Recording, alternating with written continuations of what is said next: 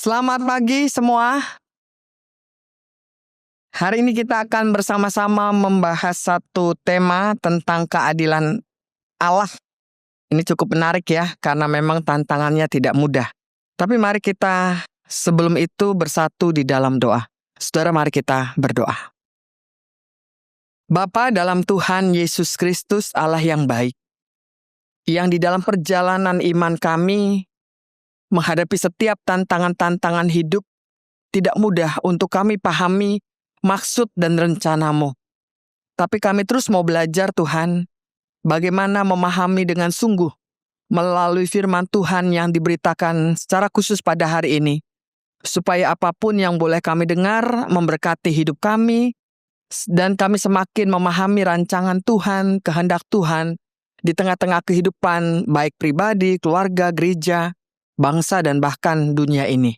Tuhan, berbicaralah kepada kami semua di sini siap untuk mendengarkannya. Di dalam nama Tuhan Yesus Kristus kami berdoa. Amin. Bapak Ibu, mari kita membuka kitab 1 Samuel. 1 Samuel pasal 15 ayat 32 dan sampai 34.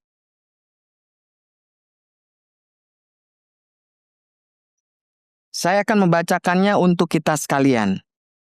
1 Samuel pasal 15 mulai ayat 32. Kata Samuel, "Bawa kepadaku Agag raja Amalek." Agag datang kepadanya dengan gembira. Pikirnya, tentu kepahitan maut telah berlalu. Tetapi, kata Samuel, "Sama seperti pedangmu telah membuat perempuan-perempuan kehilangan anak, demikianlah ibumu akan kehilangan anak di antara perempuan-perempuan." Lalu Samuel menyembelih Agag di hadapan Tuhan di Gilgal. Kemudian Samuel pergi ke Rama, sedangkan Saul pergi ke rumahnya di Gibea Saul. Saudara, sampai semikian pembacaan kita. Tentu yang berbahagia adalah kita yang mendengarkan firman Tuhan, serta melakukannya di dalam hidup sehari-hari. Saudara, hari ini kita akan membahas tema tentang keadilan Allah harus ditegakkan.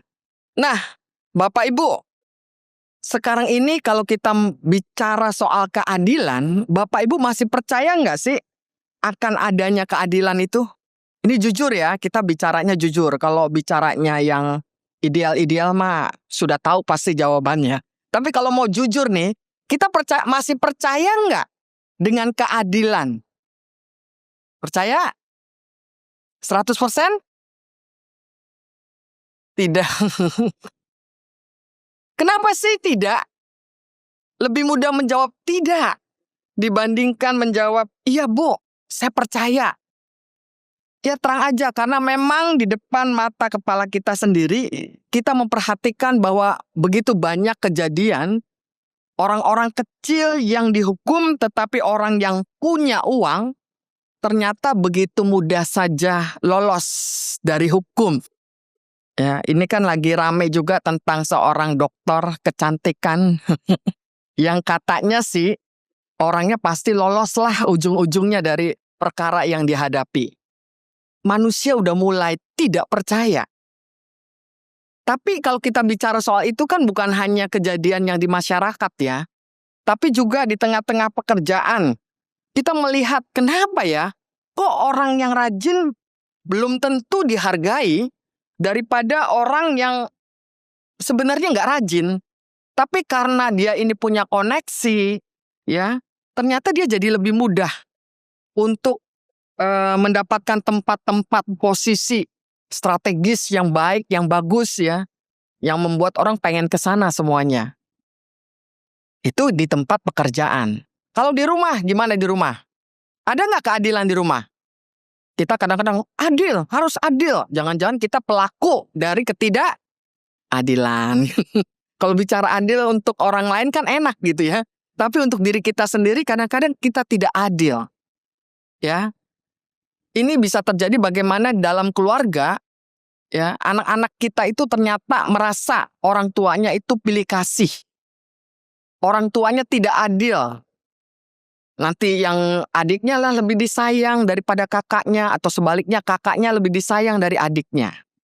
Belum lagi ketika suami istri bertengkar. Itu kadang-kadang pertengkarannya juga menyangkut keadilan. Di mana merasa suami paling capek lah, istri yang paling capek lah, begitu ya. Karena katanya, wah kamu mah lebih memperhatikan yang di luar daripada memperhatikan keluarganya sendiri. Nah, saudara-saudara, menarik nih apa yang dikatakan oleh filsuf Yunani yang bernama Aristoteles yang mengatakan demikian. Keadilan itu penting. Kenapa? Karena keadilan adalah perekat yang membuat kehidupan manusia tetap bertahan. Tanpa keadilan, dunia akan runtuh. Ya, saudara, makanya tidak heran sekarang ketika begitu maraknya ketidakadilan terjadi di sana-sini, orang kan selalu mengatakan, wah akhir zaman nih, wah neraka udah semakin dekat nih, gitu kan. Ya kenapa? Karena begitu banyak orang berlaku tidak adil, ya, baik di keluarga, di masyarakat, ya, di dunia juga begitu kan. Perang di sana-sini juga menunjukkan banyaknya ketidakadilan yang terjadi. Nah, saudara-saudara, karena itu mari kita melihat apa sih yang Alkitab katakan kepada kita, apa yang firman Tuhan katakan kepada kita. Nah, saudara, kalau kita melihat dan membaca Alkitab pada bagian-bagian tertentu, kita juga melihat bahwa manusia itu berkali-kali merasa bukan hanya manusia yang tidak adil, tetapi juga Tuhan itu tidak adil. Kenapa? Kita sering membaca juga ya, misalnya para pemazmur pernah berseru, mengapa sih orang fasik itu justru hidupnya berhasil, makmur, enak. Tapi orang-orang yang benar-benar di jalan Tuhan, penuh dengan segala penderitaan dan tantangan yang tidak mudah. Kita juga sering kali mendengar ya, di dalam perjanjian lama para nabi itu mempertanyakan tentang keadilan Tuhan. Tetapi pada akhirnya, ini yang menarik. Akhirnya mereka menyadari juga bahwa keadilan Tuhan itu memang kadang-kadang tidak cepat terlihat, tidak segera terlihat, tapi begitu lama. Namun ujungnya kita bisa menyaksikan juga bahwa ternyata keadilan itu ditegakkan. Nah, inilah yang membuat kita menyadari bahwa memang keadilan manusia itu, Bapak Ibu, itu bersifat terbatas oleh waktu, oleh kekuasaan, dan oleh kepentingan, tetapi keadilan Allah itu sebenarnya melampaui segalanya itu. Kadang Tuhan terlihat menunda-nunda keadilan itu. Bukan karena Tuhan tidak adil, tetapi karena apa? Tahu nggak? Kenapa Tuhan seringkali kadang-kadang menunda-nunda seakan-akan ketidakadilan jadi merajalela? Kenapa Bapak Ibu? Karena sesungguhnya Tuhan mau memakai waktu itu di mana manusia diajak untuk apa? Untuk bertobat. Iya kan? Tuhan tuh senang sama orang-orang yang mau kembali kepadanya, mau memperbaharui hidupnya. Ya, jadi ada waktunya Tuhan di sana. Ketika kita melihat ketidakadilan, sebenarnya kita tidak boleh marah, tetapi justru kita harus punya keberanian. Keberanian yang membuat kita tetap berharap. Ya, jadi keberanian kita ini bukan tang-tang peteng-teng gitu ya. Tapi keberanian juga untuk tetap berharap melakukan apa yang adil, apa yang benar di tengah-tengah begitu banyak ketidakadilan yang terjadi. Jadi karena itu jawabannya Bapak Ibu, itu bukan hanya apakah keadilan itu masih ada, tetapi apakah kita ini masih mau hidup adil, memperjuangkan keadilan di tengah-tengah begitu banyak ketidakadilan yang terjadi. Karena seringkali ya saudara, keadilan Tuhan itu dinyatakan justru melalui manusia yang berani melakukan yang benar walaupun dunia di sekitarnya tidak adil. Nah, ini bisa terlihat di dalam pembacaan kita. Ya, jadi pembacaan kita ini menjadi bukti yang nyata bagaimana keadilan Allah itu sungguh-sungguh ditegakkan. Nah, saudara, di dalam pembacaan kita 1 Samuel 15 ayat 32 sampai 34, memang ayatnya sangat sedikit ya. Tapi saya mau memberikan penjelasan dulu. Jadi di dalam pembacaan kita ini kan ada Raja Agag ya, yang adalah raja dari bangsa apa? Amalek. Nah, bangsa Amalek ini, saudara, ini memiliki sejarah yang panjang yang selalu memerangi umat Allah, umat Israel. Jadi mereka merasa superpower begitu ya. Ketika Israel keluar dari Mesir, bangsa ini menyerang orang-orang Israel yang lemah dari belakang, ya. Dan itu tercatat loh ya. Kalau kita membaca, coba sama-sama kita lihat ya, Ulangan 25 ayat 17 dan 18, ya. Ulangan 25 ayat 17 dan 18 dikatakan di sana, "Ingatlah apa yang dilakukan orang Amalek kepadamu pada waktu perjalanan keluar dari Mesir. Mereka mendatangi kamu di jalan dan menghantam semua orang lemah pada barisan belakangmu ketika kamu lelah dan lesu. Mereka tidak takut akan Allah." Nah, saudara, dalam peperangan pun di zaman sekarang begitu kan. Ya, walaupun ada pertempuran di medan perang gitu ya, tapi kan masyarakat kecil tetap harus dilindungi gitu kan. Ya, pada zaman dulu seharusnya juga begitu. Ya, ini rombongan-rombongan orang yang lemah, misalnya ibu-ibu yang punya bayi-bayi, anak-anak yang lemah begitu ya. Itu nggak boleh diserang gitu ya. Tapi bangsa Amalek nggak begitu. Justru dia menyerang orang-orang lemah itu. Mereka menyerang secara kejam dan licik. Dan karena itulah Tuhan memerintahkan Saul untuk menghukum bangsa Amalek. Memang dihukum dengan cara Saul menumpas ya bangsa Amalek, tetapi ternyata tidak semuanya ditumpas. Ya, ia masih menyisakan Raja Agag. Jadi ketika Samuel datang, ini Agag udah pede banget nih, udah percaya diri banget. Dia mengatakan, sungguh telah lewat kepahitan maut gitu ya. Artinya, wah udah deh saya selamat. Oh, biarlah rakyat saya pada mati semua. Yang penting saya selamat, kan gitu ya. Ia merasa bahwa bahaya untuk dirinya itu sudah berlalu. Namun ternyata kejahatan tidak bisa diselesaikan hanya dengan kompromi seperti itu. Jadi dia mau kompromi dengan Samuel.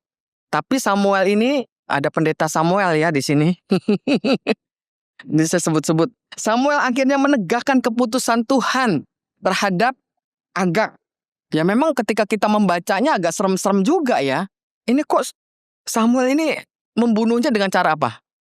Menyembelih ya. Menyembelih Raja Agag itu di Gilgal. Gilgal ini adalah ya pada waktu itu sebagai tempat peribadahan ya, orang Israel ya. Wah, istilahnya kalau kita mau bilang di gereja gitu ya, disembelih gitu kan. Bapak Ibu gimana kalau mendengar berita itu? Serem kan? Iya kan? Nah, tapi kita harus melihatnya konteksnya bukan pada masa kini, tapi masa lalu, masa perjanjian lama. Bahwa hukuman semacam itu menjadi hukuman yang sudah berlaku secara umum begitu ya. Bahwa kalau orang-orang jahat ya apalagi yang dianggap melawan Tuhan dengan cara melawan umat Tuhan, ya itu bisa mendapatkan hukuman yang seperti itu. Jadi jangan dilihat hanya hukumannya ya, tapi pesan yang ada di balik apa yang terjadi itu. Bahwa apa? Bahwa Allah tidak menutup mata terhadap kejahatan. Allah telah menyatakan hukuman bagi Amalek. Tapi kok hukumannya pada waktu itu kok nggak dihukum-hukum gitu ya? Apalagi Saul nih ya, diberi kepercayaan untuk menghukum bangsa Amalek itu, dia masih menyisakan satu lagi. Ini kan pasti pada waktu itu orang-orang Israel bertanya begitu ya, kok ditunda-tunda, kok nggak dihabisin gitu kan? Tapi mereka mungkin nggak berani sama Saul begitu kan? Jadi seakan-akan semuanya sudah tertutup, seakan-akan semuanya sudah beres, sudah selesai itu. Tapi ternyata tidak, saudara. Tuhan tidak pernah membiarkan kejahatan itu seakan-akan bisa berlalu begitu saja. Tuhan benar-benar menegakkan keadilan di sini. Jadi disinilah kita bisa melihat bagaimana firman Tuhan mengajarkan bahwa Tuhan itu menunda, ya, menunda, tapi bukan apa? Bukan membatalkan keadilannya. Dia memang menunda keadilan, tetapi dia bukan membatalkan keadilan. Ada waktunya Tuhan. Ada saatnya Tuhan yang Tuhan pakai. Jadi Allah tetap mengingatkan bahwa kejahatan yang dilakukan itu pada akhirnya juga akan mendapatkan hukumannya dari Tuhan. Rencana Allah tetap berjalan. Tuhan memakai Samuel untuk menegakkan keadilan yang Saul abaikan. Nah, karena itu apa sih yang kita bisa pelajari di sini? Ini kan mau mengatakan begini kepada kita, bahwa manusia bisa gagal, bahwa pemimpin-pemimpin bisa salah, tetapi keadilan Allah tidak pernah salah dan tidak pernah gagal.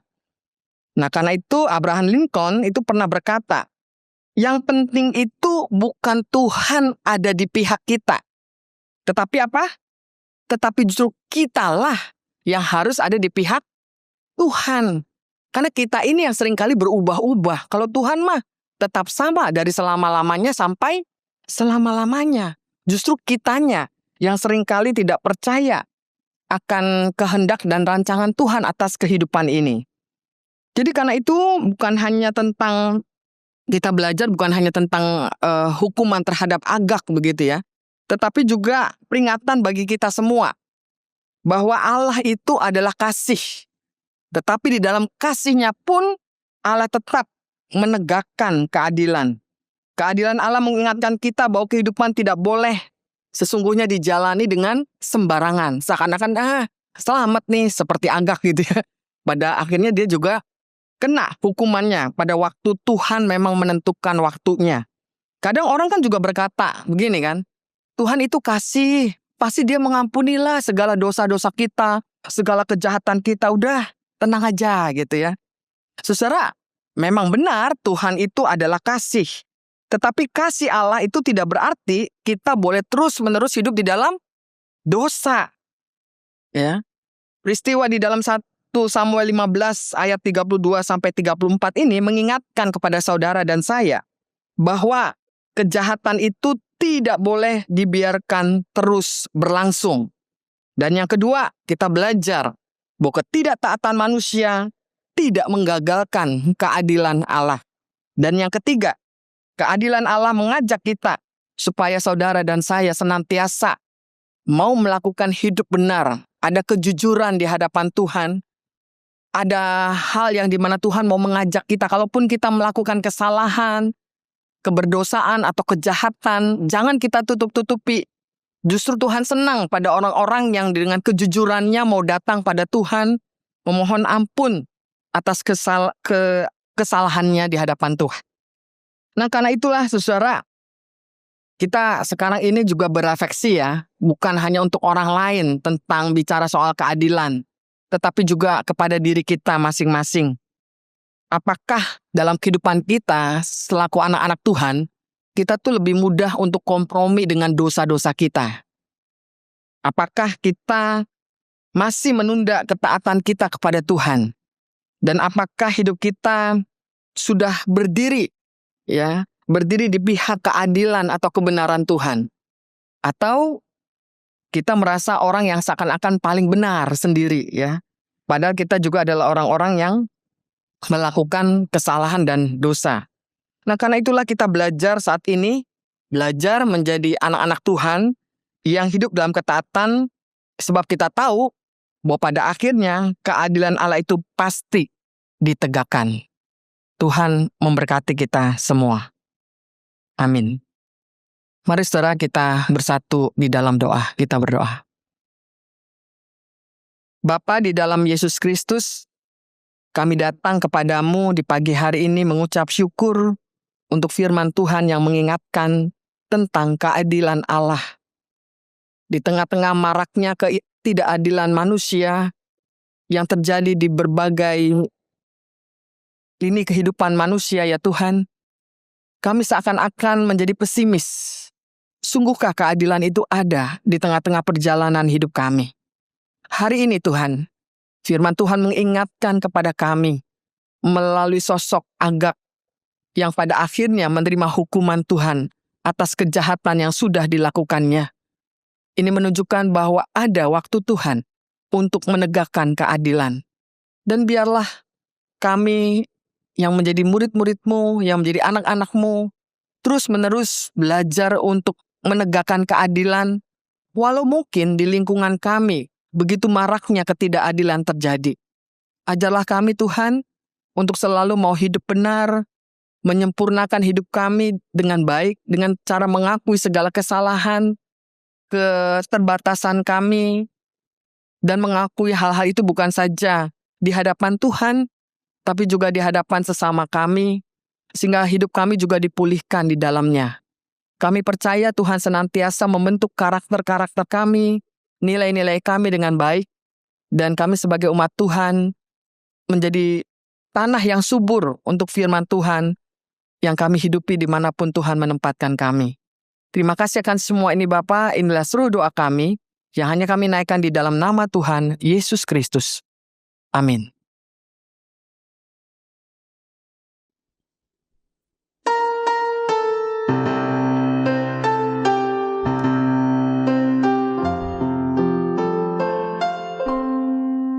Kasih Tuhan mengiringimu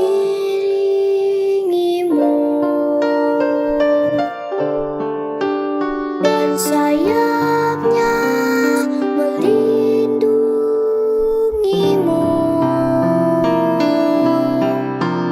Tangan Tuhan pegang di dalam hidupmu.